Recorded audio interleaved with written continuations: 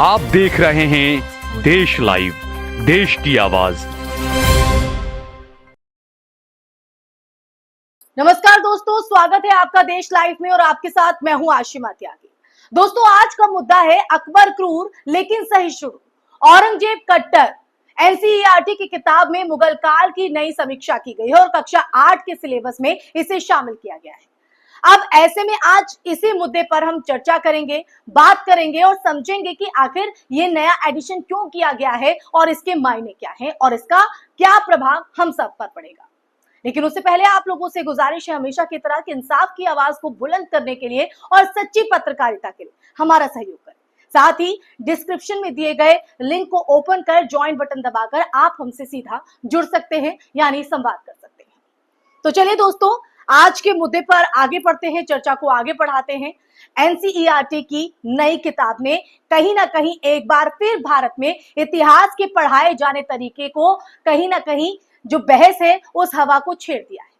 अब कक्षा 8 की सामाजिक विज्ञान की किताब में मुगल सम्राटों को पारंपरिक दृष्टिकोण से हटकर एक नए नैरेटिव में प्रस्तुत किया गया है, नए तरीके से उसको पेश किया गया है। दोस्तों, किताब में अकबर को क्रूर लेकिन सहिष्णु, औरंगजेब को धार्मिक रूप से कठोर कहकर इतिहास को मूल्यांकन के दायरे में लाया गया है। दोस्तों, ऐसे में ये बदलाव कोई मामूली संपादन नहीं है दोस्तों, बल्कि एक गहरी वैचारिक और शैक्षणिक पुनर्रचना का संकेत देता है।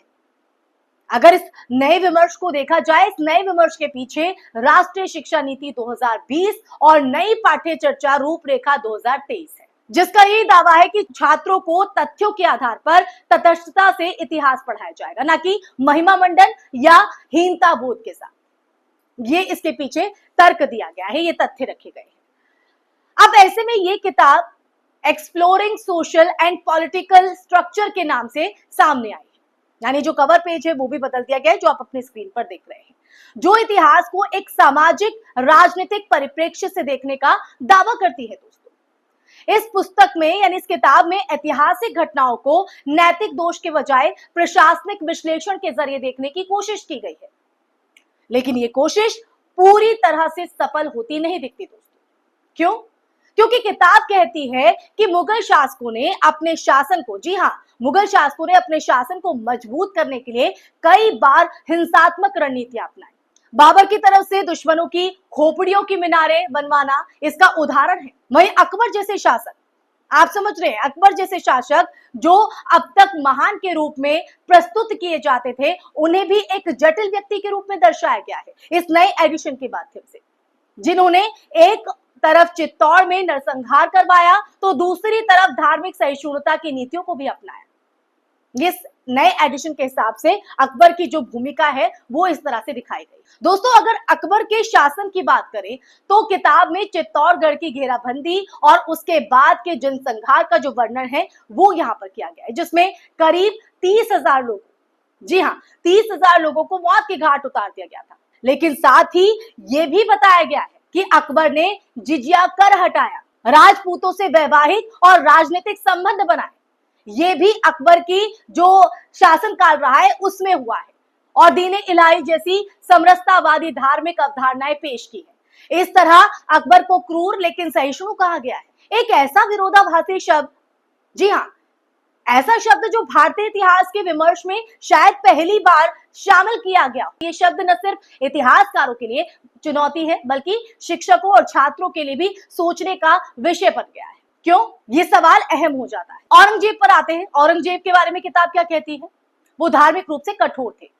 मंदिरों का विध्वंस, जिजिया कर की बहाली, संगीत पर पाबंदी जैसे उदाहरणों के जरिए ये जो चित्र है वो खींचा गया है कि उन्होंने इस्लामिक रूढ़ियों को सत्ता के केंद्र में रखा इस नए एडिशन के माध्यम से। लेकिन इसी के साथ किताब में एक महत्वपूर्ण फुटनोट भी दिया गया है, जिसमें यह कहा गया है या ये जिक्र किया गया है कि आज की नैतिकता को इतिहास पर ना थोपे, यानी ये स्वीकार किया गया है कि औरंगजेब जैसे शासकों के कार्यों को पूरी तरह से आज के सामाजिक और नैतिक मूल्यों के आधार पर नहीं, जी हाँ, आज के नैतिक मूल्यों के आधार पर नहीं आंका जा सकता है। पर सवाल यह है दोस्तों कि क्या ये सावधानी इतिहास के उन पहलुओं को समझाने में सक्षम है जिनके राजनीतिक मायने आज के भारत में बेहद तीखे हो चले हैं या तीखे कर दिए गए। सवाल है इन लोगों से जिन्होंने नए एडिशन किया है। नई किताब का एक बड़ा पहलू ये भी है कहीं ना कहीं दोस्तों कि इसमें सिर्फ शासकों को ही नहीं बल्कि प्रतिरोध को भी महत्व दिया गया है।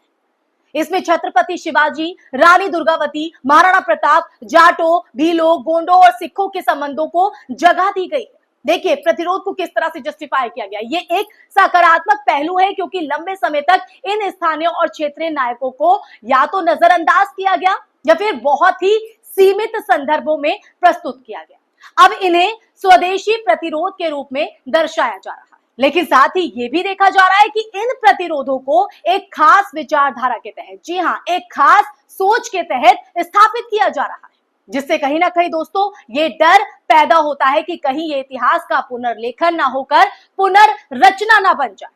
वहीं AIMIM के राष्ट्रीय प्रवक्ता जनाब आसिम बकार साहब का भी बयान सामने आया है। उन्होंने सीधे सीधे मोदी सरकार को घेरा है और कहा कि मोदी सरकार बदलेगी भारत का इतिहास, कि किताबों में अब अकबर को महान नहीं बल्कि क्रूर लिखा जाएगा, क्रूर शासक। ये सवाल बकार साहब की तरफ से खड़ा किया गया है।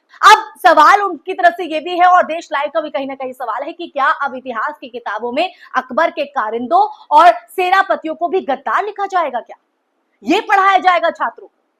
ये इतिहास के बारे में जानकारी दी जाएगी? सवाल तो ये भी है दोस्तों कि क्या अब महाराणा प्रताप को महान और सिर्फ सिसोदिया राजपूतों को द ग्रेट सिसोदिया भी लिखा जाएगा? क्योंकि 2014 के बाद से दोस्तों हम कहीं ना कहीं ये देख रहे हैं उन मुस्लिम शासकों को हिंदुओं का दुश्मन बताया जा रहा है जिन्होंने सबसे पहले, जी हाँ, सबसे पहले अंग्रेजों को भारत से भगाने का ऐलान किया, जिन बादशाहों ने द्रावणकोर के राजा से लड़कर, जी हाँ, हिंदू महिलाओं को स्तन ढकने का अधिकार दिलवाया, जिन बादशाहों ने हिंदुओं के मंदिर बनवाने के लिए जमीनें दी, जिन बादशाहों ने जिंदगी हर की अपनी कमाई जो है वो जिंदगी भर की कमाई और संपत्ति इसी देश के नाम कर दी। उसी देश में सत्ता के लोग इतिहास का भगवाकरण करने निकले हैं।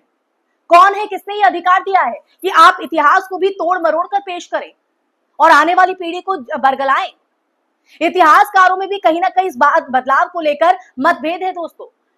एक पक्ष का ये कहना है कि ये संतुलन लाने की कोशिश है। लंबे समय तक मुगलों को कहीं ना कहीं मुगलों की जो उपलब्धियों को एक तरफा महिमा मंडन मिला है, ये एक पक्ष का मानना है। अब उनके क्रूर पक्षों को सामने लाया जा रहा है।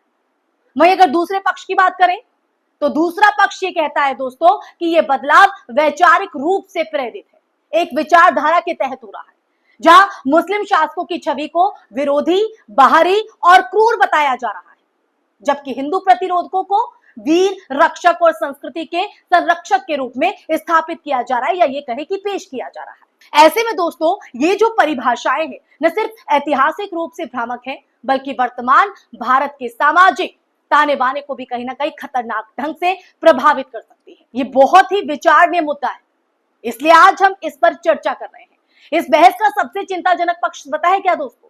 वो ये कि अब इतिहास को एक राजनीतिक औजार के रूप में इस्तेमाल किया जा रहा है, उसका यूज किया जा रहा है। किताब में जिस तरह से शब्दों का चयन किया गया, आप समझिए, क्रूर, धार्मिक रूप से कठोर, प्रतिरोध, बर्बरता, वो सभी ऐसे शब्द हैं जो छात्रों के मन में एक स्पष्ट धारणा बना सकते हैं।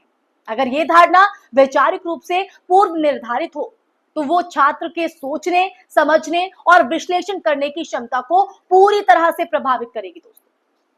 इसलिए इस पर बात करना, सवाल उठाना लाजमी है। इतिहास का उद्देश्य केवल तथ्य प्रस्तुत करना नहीं होता है दोस्तों, बल्कि समाज को यह भी सिखाना होता है कि कैसे हम अतीत की गलतियों से भविष्य के लिए सीख ले सकते हैं। लेकिन अगर देखा जाए तो इतिहास ही पक्षपातपूर्ण होगा तो शिक्षा की सबसे बुनियादी जरूरत पर ही सवाल खड़ा हो जाना है, और ये लाजमी भी है, वाजिब भी। तो ऐसे में चिंता ये है, या ये कहें कि विडंबना तो ये है कि NCERT की ये किताब एक तरफ ये कहती है कि इतिहास को नैतिक दृष्टि से ना देखा जाए, लेकिन वही किताब अपने पूरे नैरेटिव में, जी हाँ, अपने पूरे नैरेटिव में धार्मिकता, बर्बरता और वीरता जैसे भावनात्मक शब्दों का खुलकर इस्तेमाल करती है। और ऐसे में क्या ये कहना गलत है कि ये विरोधाभास छात्रों को भ्रमित करेगा या उन्हें एक खास दिशा में मोड़ेगा? ये समय बताएगा दोस्तों। लेकिन इतना ये तय है कि भारत में इतिहास अब एक निष्पक्ष शैक्षणिक विषय नहीं रह गया है, बल्कि ये विचारधारात्मक टकराव का मुख्य केंद्र बन चुका है, जिसे हमें और आपको समझने की जरूरत है। तो अब गेंद आपके पाले में है। क्योंकि हम सब मिलकर ये तय करेंगे या हमें ऐसा इतिहास पढ़ना है वो जो हर सत्ता परिवर्तन के साथ बदलता है, या वो जो तथ्यों और तर्क और विवेक के आधार पर एक समग्र दृष्टिकोण दे। एनसीईआरटी की नई किताब ने एक नई बहस छेड़ दी है। ये बहस जरूरी है, लेकिन इसमें भाग लेना, उस पर सवाल उठना उससे भी ज्यादा जरूरी, क्योंकि अगर आज की पीढ़ी को इतिहास का एक तरफा रूप परोसा गया ना, तो कल की पीढ़ी अपने ही देश के अतीत को नफरत, पूर्वग्रह और झूठ के लेंस से कहीं ना कहीं देखेगी, और यही सबसे बड़ा ऐतिहासिक अन्याय होगा दोस्तों। तो अब आप तय कीजिए कि यहाँ न्याय होना चाहिए या अन्याय, वो भी आने वाली पीढ़ी के साथ। इसी के साथ, इस सवाल के साथ मैं इस चर्चा पर यही विराम लगाती हूँ। अगर आपको मेरी वीडियो पसंद आई हो तो आप इसे लाइक कीजिएगा, शेयर कीजिएगा, और साथ ही कमेंट बॉक्स में अपनी सहमति और असहमति जरूर हमारे साथ कमेंट करके साझा कीजिएगा, क्योंकि आपकी राय हमारे लिए बेहद महत्वपूर्ण होती है। इसी के साथ आपसे जुड़े मुद्दे, आपकी आवाज को बुलंद करने से जुड़े मुद्दे, कहीं ना कहीं देश लाइव ऐसे ही उठाता रहेगा और आपकी आवाज को बुलंद करता रहेगा। तो दोस्तों, चैनल को सब्सक्राइब करना भी ना भूलिएगा। फिर हाजिर होंगे एक नए टॉपिक के साथ। तब तक के लिए अपना ख्याल रखिए। नमस्कार, जय हिंद।